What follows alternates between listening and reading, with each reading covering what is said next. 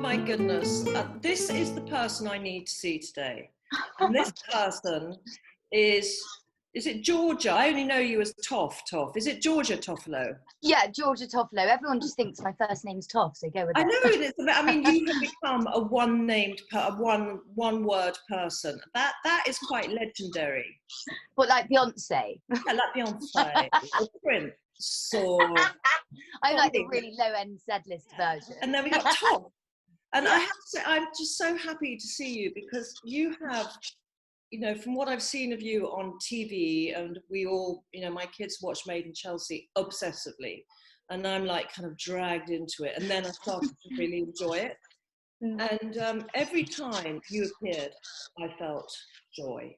Oh, and you have that effect on people. And I woke up this morning just feeling really like down actually, and I just thought, oh thank God I'm going to be chatting to Toffolo, because if anyone can cheer me up, it's going to be you. You are divine. Thank you. I've been very excited too. Oh my sweetheart. So how's it all been? I mean, how have you kept your pecker up? God, it's been weird. I got a puppy about a month before this all happened, so he's got me through. He actually kept me up all night. He hasn't been very well. It's the first time, but he's been a bit unwell, so I had the vet out last night, but he seems to be all right. Earwigging on our conversation. But yeah, so I think without my doggy, I don't know what I would have done, to be honest. It gives me purpose. What make is he? Oh, God knows. He's meant to be a King Charles Cavalier, but he's got supermodel long legs. Yeah. And his snout is quite long. And he's so athletic. So I think he might be crossed with a Cocker Spaniel, but I quite like that. I don't know. But exactly. I swabbed his cheek a couple of weeks ago, and it's been sent off to Denmark. So I'm going to know next week. What, to see if he's got COVID? No, to see what breed he is. Oh, I can't believe you've actually done that, Tom. I know, because I've been embracing not knowing, and actually when I'm in the park and I'm trying to say that it's a King Charles Cavalier, I'm sick of everyone looking at me like I'm mad. Yeah. So I'm going to say, look, it's written down in black and white. Your bedroom is so gorgeous. Oh, thank you. I've actually, because I didn't wake up that long ago, I just threw everything off the side of the bed like you used to at boarding school, so no one can see it. But yeah, it's lovely. Thank you. Yeah. I like it. It's pink. Oh, it's gorgeous. Like in your past, have you had moments when you struggled, because you have this persona of being incredibly sweet, upbeat, but have you always been like that? Yeah, my nature is very, you know, I am very positive. I think the one thing that, you know, looking back, the one thing that really has kind of plagued my confidence and my positivity is my skin. I've really struggled with acne for a really long time. Really? And I think, yeah, it's been You're really kidding. trouble. Come close to the thing. So I've had a bit of a breakout. I put my makeup really badly. I was in a bit of a rush. And I'm like, you got up 10 minutes ago. Yeah, so here and here. God, but it moves. Yeah, it's weird. I kind of thought that, you know, now that I'm 25, I probably should have got rid of it and it should have just gone away, but it just always comes back. I think it started when I was on Made in Chelsea. I became a pro at covering up. So no one, and not even, you know, just with makeup, it was the way that I style my hair, the way that I do the camera angles, like all of that. And then when I went in the jungle, as I know you know, you just have to be yourself. And it was quite a journey for me to be like, right, you know what, sod it. I've got a few spots. People won't like me any less. Exactly right. But yeah, so that's probably the one thing that gets me down. It used to be terrible, and I used to not want to do any work and not want to go outside the house. And now I just think, well, everyone knows I've got a few spots, so whatever. So what? But did you ever get bullied for it?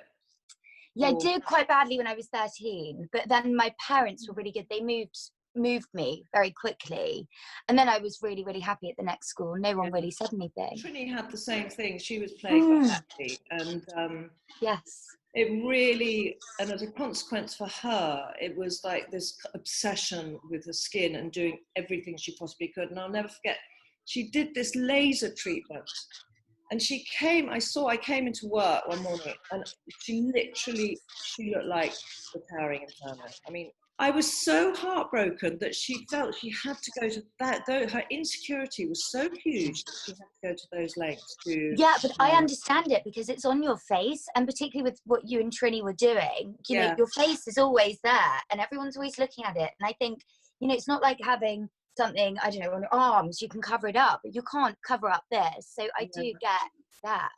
Yeah. It doesn't matter how beautiful you are or how beautiful consider someone else to be. That is you know, they will have their own insecurities. Yeah, it's true. Yeah. So my love, you have, with clothes, you have quite a sort of girlish gamine style. Yeah. Where did that come from? God, I have no idea. I don't know. I've always kind of worn the same thing for about 10 years. And I think it's like, my friends describe it as a bit granny chic. No. You know, yeah, it is a little bit. Some things I wear are quite like fun and flirty, but you know, maybe you could see a granny wearing them. Yeah. And I have got quite a strong identity with my clothes. But like, I do really mix it up. So I can wear like a little, I've got a little crop top on now, no bra. And a little like Good bucket tips, hat. yeah. I can wear that, yeah. And then I can wear, you know, like a Zara tweed two-piece, like very Chanel vibes, and kind of pull both off. Mm-hmm. It's very girly and feminine. Yeah, which I think that suits your personality. Because what I loved about you and the way you do dress is that you don't particularly follow fashion. Yeah, completely. You dress for you. I think you, and get me, I'm presuming here, but I think you're the kind of person who wakes up in the morning and you dress on your emotions. You dress to make yourself feel better if you wake up feeling shit. Yeah, it's so true. It's so true. It's really not trend led. You nailed it there. You know, I shy away from trends. I just think, you know, good skinny jean, a good flare. I know what works. Little mini skirts, little nipped in cardies, and my Chanel ballet pumps. You know, it works. And I will probably wear that forever. I hope so. Yeah. So do you always do you mix kind of designer and high street? Yeah, I mean, mostly high street, if I'm honest. But I've got a few pieces. I think I've just started getting a really lovely handbag collection together, and I have to really stop myself because I love shopping. And I think I get a lot more bang for my buck with buying handbags, not clothes, because I'm quite petite and all the high street brands fit me really well. So I don't need to spend that much money on the clothes. Yeah. But I love mixing. Yeah, and I think also when you're young, you don't have to spend money on clothes. And I think you're absolutely right, because by buying really beautiful accessories, they are an investment. You're always going to be able to use them. Yes.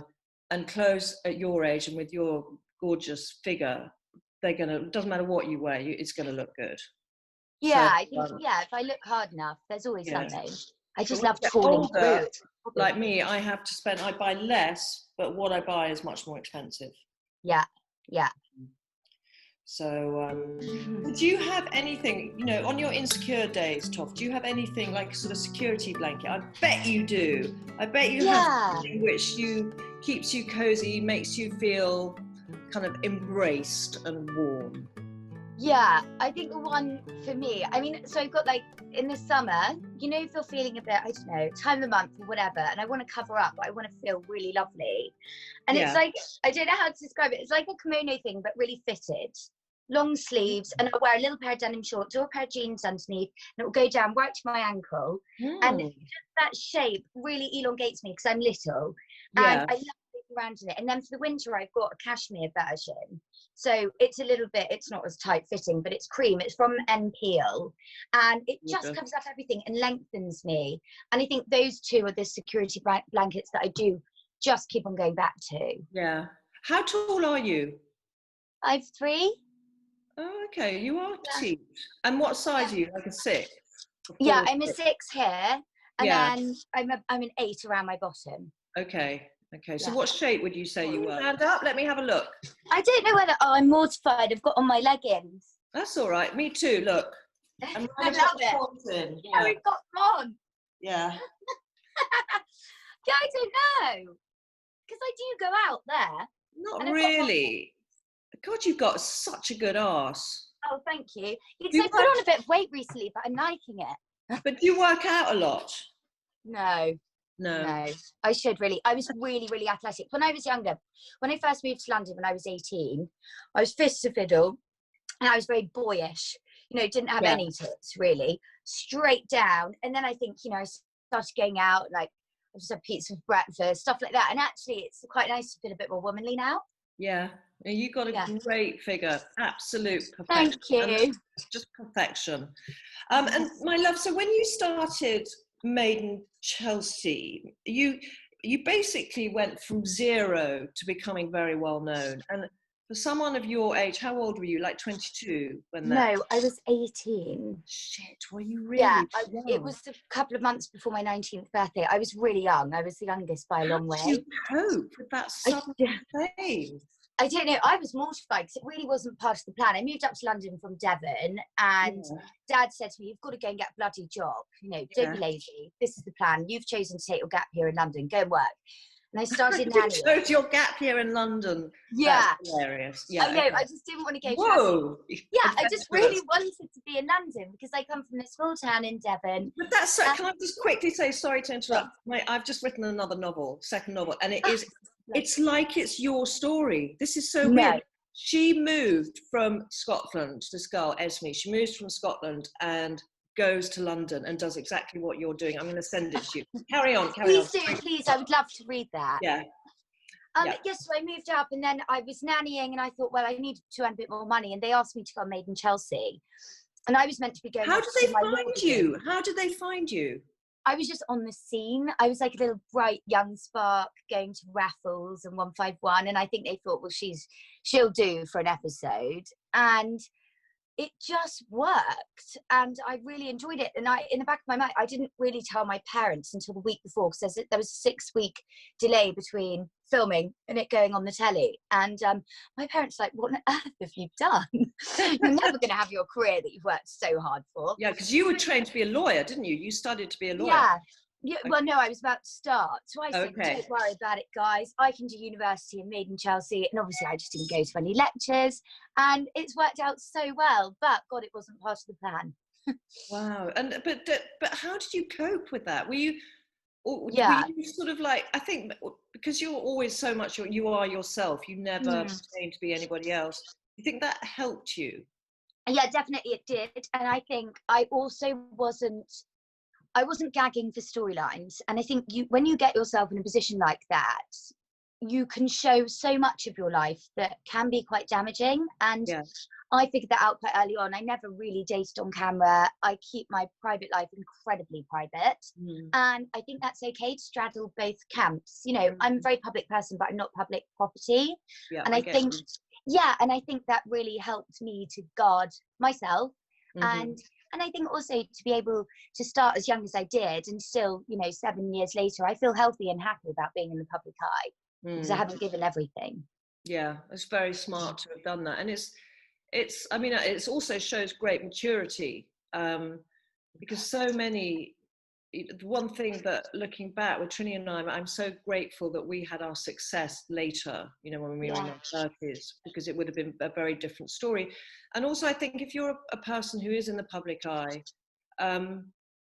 it's how you put yourself out there. So if you can be Beyonce and walk down the street and no one will notice you if you're not giving out that vibe. Yeah, it's true. But if you are, then you're going to get hassled.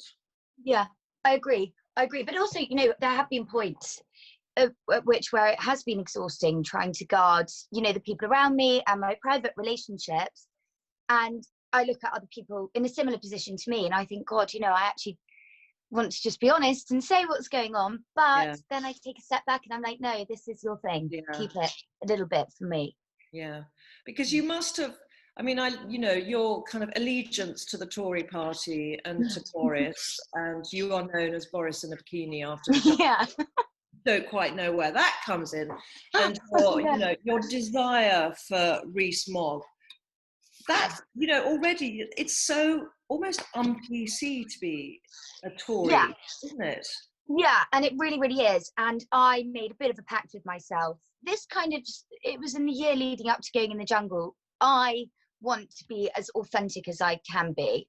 And I think there are a lot of people in the public eye who are like, oh, no, I'm not getting involved in that. But I just think if you want to like someone, I get a lot of tweets saying, I can't believe I like Georgia Toffolo and she's a Tory. I love that because I'm like, at least I'm bloody honest. I'm not trying to be a fictional character.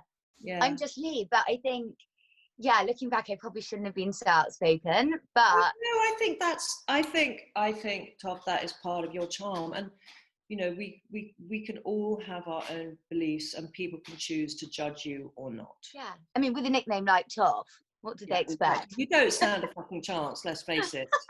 You are doomed right from the start. So bad. So how did life change after winning the jungle? It was insane. It was like, because when I went in there, I thought that everyone would just really dislike me. And I kind of got through every day thinking, well, I'm the young one. That's why I'm getting through. And then I got to the final. I was like, this is bizarre. And then I came out, and it was the way that people behaved towards me I really didn't like. It was as though I was, so far above everyone else. And they were treating me as though I was this precious thing. I was like, literally, I'm really relaxed. Yeah. And I think I had a taste of it before with Made in Chelsea, but it's next level, You can't really compare the two TV programs. You're getting like 20 times more viewers in the jungle. Yeah, I did go out first though, and you won. Slight difference. We did both ends of the spectrum. Yeah, exactly.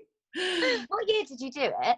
Oh, fuck, I can't remember. I really can't. I think it was about 7 years ago. Yeah, I thought so. I genuinely can't remember. I did kind of love it, but yeah, I can imagine. I know exactly. Well, I don't. Yeah, I do know what you mean. It's kind of, it makes you feel vulnerable. I would imagine, to feel that you're being treated to everyone else. Yeah, that was it. And I just love, like, there are sides of my personality. I'm just bloody normal. Yeah, and it really went against, that. And I worked myself into the ground for a year because I was like, there's an opportunity. I have to grab it. This is amazing. Yeah. And it was not the right thing to do. And now I'm so much happier. I look back on that year and I just think, I couldn't even, do a telephone interview without thinking, bloody hell, what am I doing? I don't know what I'm talking about. Because it was just so overwhelming. So how would you change it? Well, you just felt you did too much publicity. Yeah, definitely. I think I was just grabbing every opportunity, which was great, but I think I could have just streamlined it, do the stuff that I love, that now finally I've got to that place, but I wish I'd have done it earlier. Yeah. But then you had to capitalise on the moment. Yeah, I suppose so, yeah. I think, what else would you have done? I think you did the right thing. Yeah, and everyone does it. Yeah, everyone fucking does it. Yeah. Okay, so my darling, so your roots are beginning to show a little bit, I noticed. A little bit. So how comfortable are you being? Do people think of you as like sort of Reese Witherspoon, ditzy blonde? And she so isn't that at all. Yes. Smart woman, which you are too. But do you ever get thought of as a ditzy blonde? All the time. And I've just spent my whole TV career trying to show that I'm not. And actually, sometimes it's fine to go with the ditzy blonde thing. I don't have to go out and prove to everyone that I've got a brain. Yeah, but also I think you can use that to your advantage. Oh, yeah. Yeah. It's kind of like having an alter ego, because underneath you are super smart. And that's like your secret weapon. You put yourself out as being this ditzy blonde, and then you can nail them with a comment and, those brain cells that you've got. Yeah, and I think it's okay to be a bit of both, because I think I am a bit scatty and, always in the Daily Mail comments, like airhead. I'm like, maybe you're right, kind of. But at the same time, I can be multi-dimensional and surprise people, which I think is cool. And I also am a real advocate for, like when I was in the jungle prancing around in a bikini with my long blonde hair that I had then, and then sitting down with Stanley and talking, about political ideology. And I think that's a really cool thing to be, particularly when loads of young girls look at me. I think you can do both. Absolutely right. Absolutely right. So, darling, have you ever had, this is called My Wardrobe Malfunction, and I imagine you have a few. Okay, what has been your worst wardrobe malfunction? I think it's got to be, I was in LA covering the Oscars for This Morning. And it was my big moment. What, darling? Which TV show, which channel? Oh, This Morning. Fantastic. But ITV, it was amazing. It was like a massive mega job. And I was wearing this Alexandra, is it Alessandra Rich or Rich? Alexandra Rich. Right, so it crossed over here. It was so beautiful. And it had these beautiful cream arms, and there was a bit of shoulder showing. And we'd been up all night because of the time difference with the UK. And I was so tired. And right at the end of the shot, I punched my arms in the air, and both of the arms just came off. Both of them, of this like $4,000 rented dress. It was so bad. Was that on camera? Did it happen all on camera? Yeah, all on camera. I've got to try and find that. That's so good. It was very funny. And then I got back to London. We had to return it to this dress rental company. My poor assistant sat there going, I know it'll be okay. I'm sure I can get them back on. Oh my goodness. That's when it's a kind of public one and on television, that's pretty bad. But you know, you just got to go with the flow, haven't you? I thought it was really funny. Yeah, exactly. Who cares? It just flows. So my darling, what's next for you? What are your kind of aspirations? I think the big one for me is my writing. Okay. I really love it. And I have been writing fiction for the first time. Okay. And I basically went begging to all these publishers to take my idea. Most of them were like, no, you're in that kind of dimension where you write an autobiography and that's it. You write a biography about yourself and that's done. But anyway, someone took a chance on me and my first fiction novel is coming out in October. No. So which publisher did you go with? So HarperCollins, but I've written it for Mills Same and as Boon. me. I'm too, yeah. So exciting. Yeah. So I'll have to send you a copy of mine. It's called Meet Me in London. And yeah, it's just about millennial friendships and love. But because it's Mills and Boon, do you know Mills and Boon? I know. Yeah, I do remember. You know, back in the glory days. It's a little bit naughty. Okay. All right. I can handle that. And I've had sex. I can handle that. Yeah, it's a little bit. And so that's my next big thing. Good for you. And that's, you know, what's the beauty of that? Because I discovered, well, I've always written, but just writing fiction is, I get such a sense of liberty and freedom from doing it. And the fact that, and I think when you've done shows like you've done and you're surrounded by people constantly, it's the one thing that is yours. Yeah, without the massive crew that mostly they do all the heavy lifting normally. Exactly, yeah. Yeah, perhaps that's why I'm so excited. I just hope it's not a bloody flop. I think it's brilliant. But maybe. Let's talk about books. My favourite thing to do. Okay, picture this. So you're going to the Booker Prize. Yeah. Because what's your novel called again? Meet Me in London. Meet Me in London has been nominated for the Booker Prize, and quite likely you're going to win. What are you going to wear for that? I'd wear a cute little cream boucle skirt with a pair of pointed stilettos. Sounds hideous, yeah. From Office, yeah, I would. I know exactly what I'd wear. And I'd wear a cardigan tucked in with pearl buttons from Zara with a headband. Toffolo, I need to come and straighten you out a bit. Okay, and I would feel fantastic in this is the granny chic, isn't it? This is the granny chic. Yeah, it's my little thing that I know nips in and makes me feel nice. Okay, well then that's yours. That's what you got to wear. And I've got to visualize that so it happens. Yeah, I can visualize it too. Mm-hmm. All right, my darling. Well, listen, it's been such a joy to speak to you. I've loved it. And my mood has gone from 0 to 10, so thank you for that. Mine too. Thank you so much, darling, for doing this. I've loved it. It's little things like this that give my structure. Oh, he's just the sweetest. He really hasn't been very well, you know. Little angel. He's called Monty. Oh, Monty. Oh, my God. Ez, you got to come and see Monty. Look at this little Monty. Hi. Hello. Say hello, so sweet. Here. Oh, he's so the sweetest. He's not very well. He's really unwell. Normally he'd be climbing all over. Oh my God. This, but I don't know what it is. Funny tummy, sick, and he just was up all night whimpering. It's so weird. But I've had the vet out, so yeah. I don't know what it is, but I'm sure it'll be all right. All right, my gorgeous girl. Well, listen, you have a lovely day, darling, and thank you. And it was wonderful. My gorgeous. Thank you. Bye.